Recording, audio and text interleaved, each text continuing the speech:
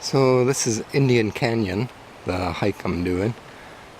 This is just a little bit about, that's kind of where I've come from. And now I'm kind of at the top of this little canyon with a river running through it. You can see all the palm trees. And I think the rest of the hike actually goes down and follows the little lake, or the little river along there.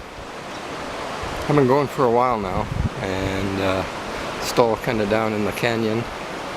Been following this little river along here. Goes back and forth. I cross it quite often, but it's fairly easy to get across. So this is the end of the trail, called Seven Sisters Falls. A couple little falls there. Pan around here. Goes down. Very pretty little spot. I've been counting lizards along the trail.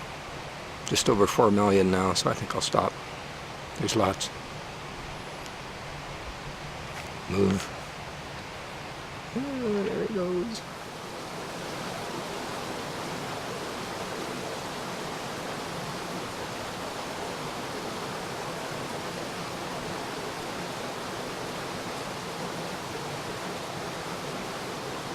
That was my Survivor Man shot. Well, I'm just about back to where I parked the car. It's just in that clump of palm trees ahead.